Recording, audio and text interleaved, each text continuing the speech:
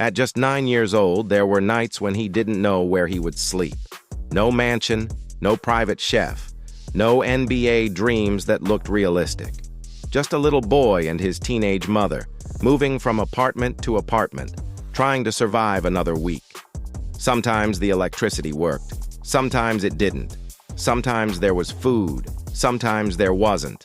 Years later, the world would know him as LeBron James. Four-time NBA champion, Olympic gold medalist, billionaire, one of the greatest athletes to ever live. But before the sold-out arenas, before the championships, before the fortune, before the glory, LeBron James was simply a child trying to escape a life that seemed determined to trap him forever. Most people think greatness begins with talent. It doesn't. Greatness begins with survival, and long before LeBron learned how to dominate a basketball court, he learned how to survive. LeBron Raymond James was born on December 30th, 1984, in Akron, Ohio. His mother, Gloria James, was only 16 years old. Think about that.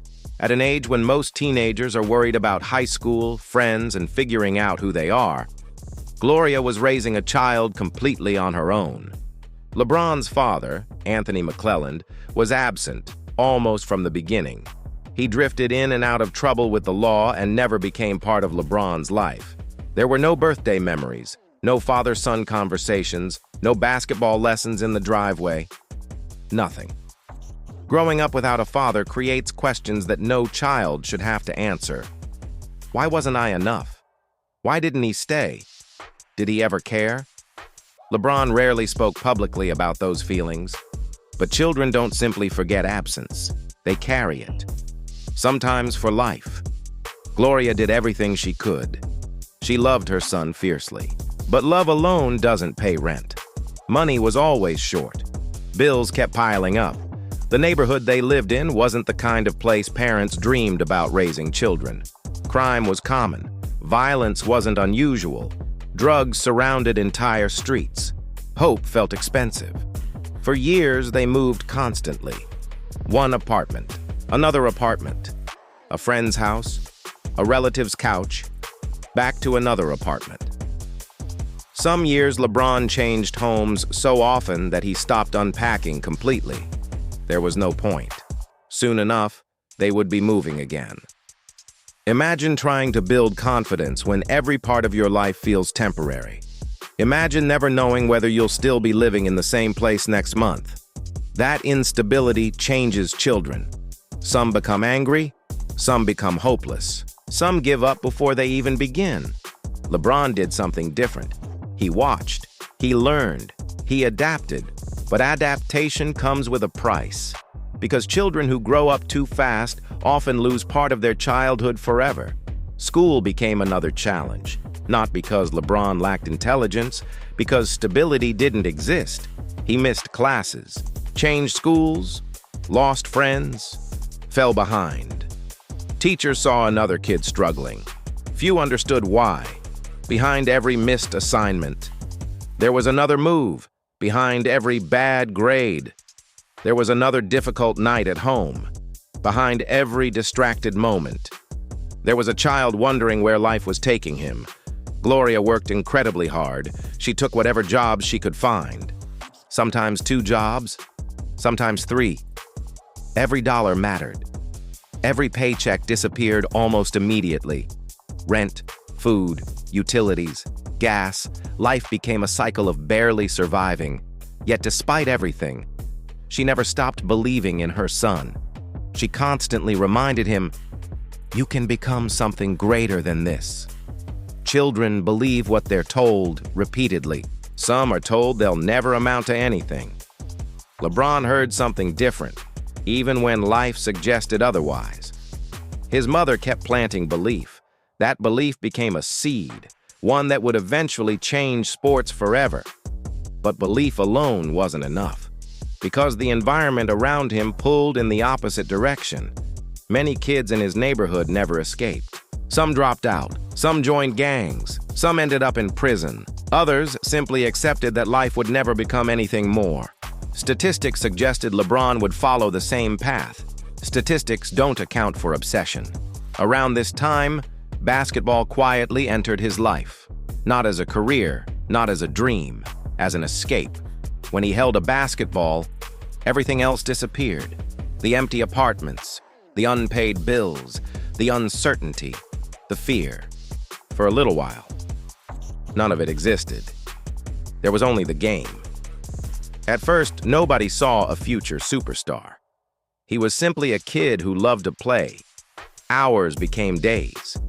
Days became weeks. Weeks became years. He practiced constantly. Not because someone forced him, because basketball gave him something life couldn't: control.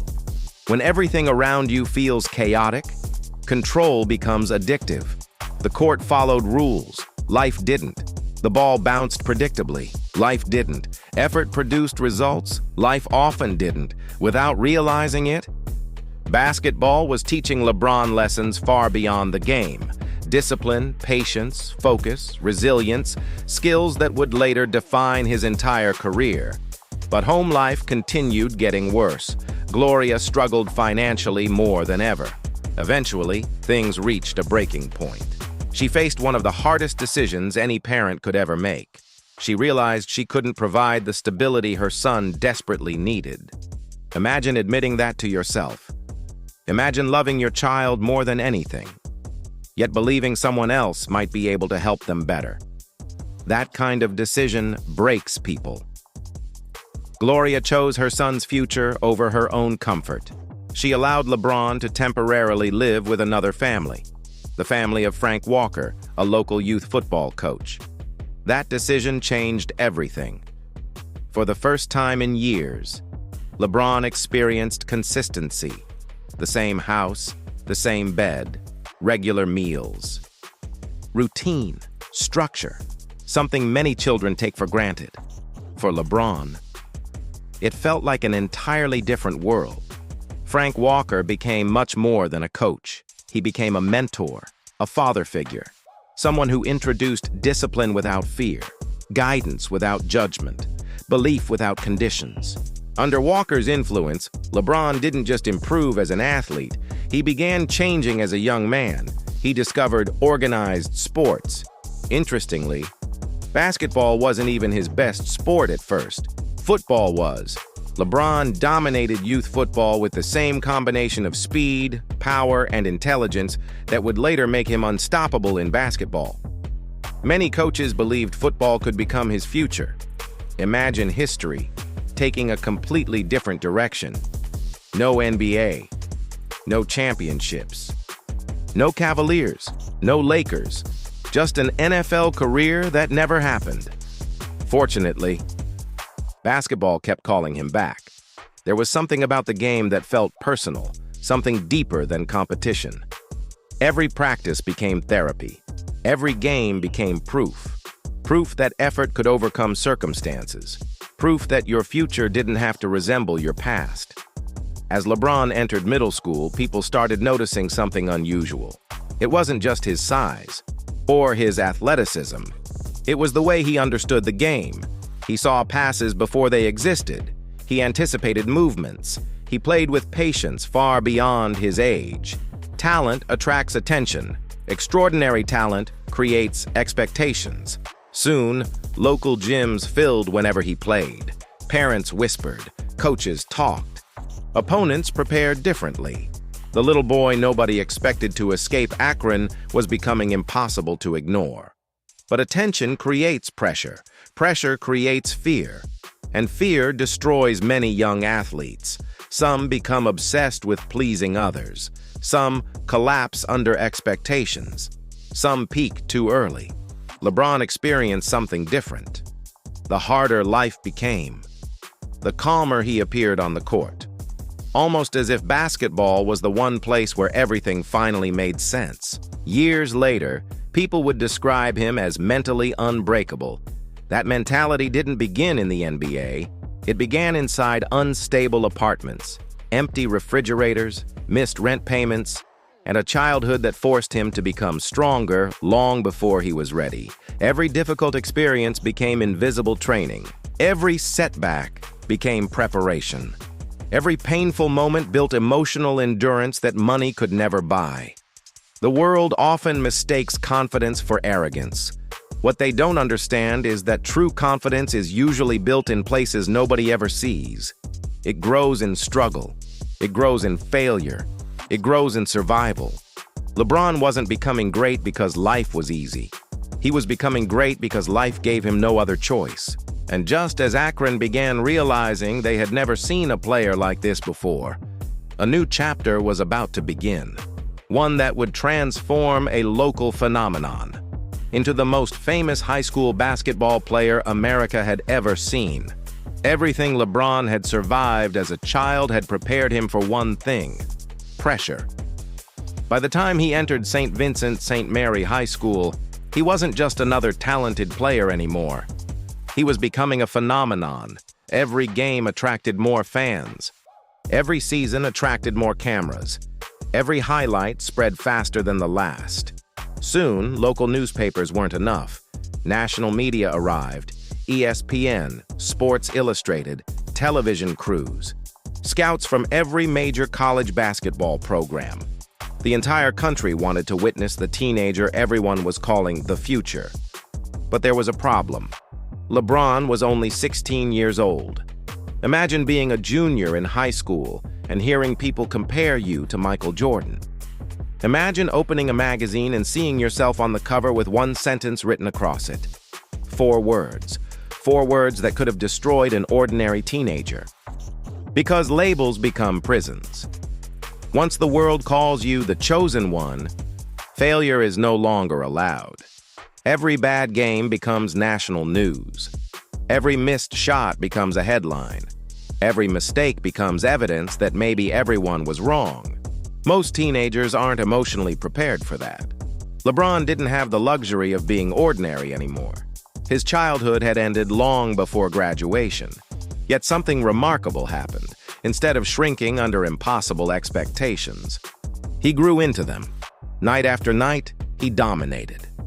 Not because he was trying to impress people, because basketball had become part of who he was. By his senior year, NBA executives weren't asking whether he would become the first overall pick. They were asking whether he should skip college entirely. The hype surrounding LeBron James became unlike anything basketball had ever witnessed. Then came 2003, Draft Night, one of the most anticipated nights in sports history. Millions watched as Commissioner David Stern stepped to the podium. The Cleveland Cavaliers select LeBron James. It felt poetic. The boy from Akron wasn't leaving home. He was becoming the hope of an entire city. Cleveland wasn't just drafting a player, they were drafting a savior. And that's an impossible burden. The NBA is filled with athletes who arrive carrying expectations. Very few arrive carrying the expectations of an entire region desperate for hope. From his very first game, LeBron delivered. His debut wasn't perfect, but everyone could see it. The vision, the power, the speed, the intelligence. He wasn't playing like a rookie. He was playing like someone who had already lived 3 lifetimes. Awards came quickly. Rookie of the Year, All-Star appearances, scoring titles, playoff runs, but championships. Those remained out of reach. Every season ended the same way, close, but not enough. As the years passed, criticism grew louder. People began asking difficult questions. Can LeBron actually win? Is he mentally tough enough? Will he ever become greater than Kobe? Will he ever become greater than Jordan? Success changes criticism. When you're unknown, people ignore you. When you're great, people expect perfection. Eventually, LeBron faced the hardest decision of his career. He left Cleveland. The decision. Millions watched the television special. The sentence that changed sports forever. I'm going to take my talents to South Beach. Within minutes, everything exploded. Burning jerseys, angry fans, national outrage. The city that once loved him now hated him. He wasn't just criticized, he became the villain. Sports talk shows attacked him every day. Former players questioned his character. Fans booed him in every arena. People who once celebrated him now wanted him to fail. Imagine becoming the most hated athlete in America overnight. Most people would have broken. LeBron didn't, but he learned something important. Talent alone doesn't silence criticism. Winning does. His first season in Miami ended in disaster. The NBA Finals, the Dallas Mavericks, the biggest collapse of his career. LeBron disappeared, not physically, mentally. For the first time, fear defeated him. The criticism afterward became brutal. People called him weak, soft, overrated, a fraud. Some declared his legacy finished before it had truly begun. Looking back, that failure may have been the greatest gift of his career, because failure forces honest reflection. LeBron realized he had been playing not to lose, instead of playing to win. There's a difference. One mindset creates hesitation, the other creates greatness. That summer changed him forever. He trained differently, thought differently, competed differently. He stopped trying to satisfy everyone. He stopped trying to protect his image. He simply became himself. The following season, everything changed. The pressure remained. The criticism remained. But LeBron was different. More aggressive. More confident. More free. He won his first NBA championship. Then another. The same people who questioned whether he could ever win now questioned how many championships he would finish with. But despite the success, something felt unfinished. There was still one promise he hadn't fulfilled. One city he hadn't healed. Cleveland. In 2014, LeBron returned home. Many thought he was making a mistake. Why leave Miami? Why leave guaranteed success? Because some victories are bigger than trophies. Some victories are personal. When he announced his return, he made one promise. I want to bring a championship to Northeast Ohio. It sounded impossible. Cleveland hadn't won a major sports championship in more than 50 years.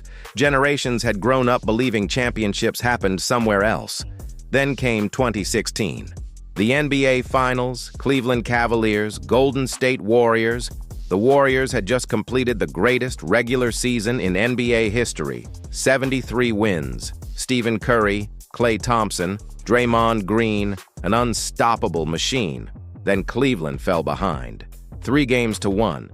No team in NBA Finals history had ever come back from a 3-1 deficit. History said it couldn't happen. Experts said it wouldn't happen. Statistics said it was over. But statistics don't measure belief. Game 5. LeBron dominated. Game 6. He dominated again. Suddenly, history was one game away. Then came Game 7, one of the greatest basketball games ever played. Every possession mattered, every mistake mattered. Late in the fourth quarter, the score was tied. Golden State attacked in transition. Andre Iguodala had a clear path to the basket. For 1 second, it looked over. Then, LeBron appeared, out of nowhere. The block. A single defensive play that instantly became part of basketball history. Not because it was flashy, because of what it represented. Everything his life had taught him. Never quit, never stop running, never assume it's over. Moments later, Kyrie Irving hit the shot. The buzzer sounded. Cleveland had done the impossible. Players collapsed onto the floor. Fans cried. Entire generations celebrated. LeBron fell to his knees. Not because he had won another championship, because he had fulfilled the promise he made to a city that never stopped believing in him. For many people, that became the defining moment of his career. Not because of the ring, because of the redemption. He had gone from hometown hero to villain, back to hero. Very few athletes ever complete that journey. Years later, LeBron continued rewriting history. Championships, Olympic gold medals, scoring records. Eventually, he surpassed Kareem Abdul-Jabbar to become the NBA's all-time leading scorer. Another record many believed would never be broken. Then another milestone. He became the first active NBA player to reach billionaire status. Think about that. The little boy who once didn't know where he'd sleep had built one of the greatest athletic careers the world had ever seen. But if you ask people what makes LeBron special, many will say his size, his athleticism, his basketball IQ. Those people miss the real answer. LeBron's greatest strength was never physical. It was psychological. Life introduced him to adversity before fame ever introduced him to success. By the time critics arrived, he had already survived poverty. By the time pressure arrived, he had already survived instability. By the time expectations arrived, he had already survived fear.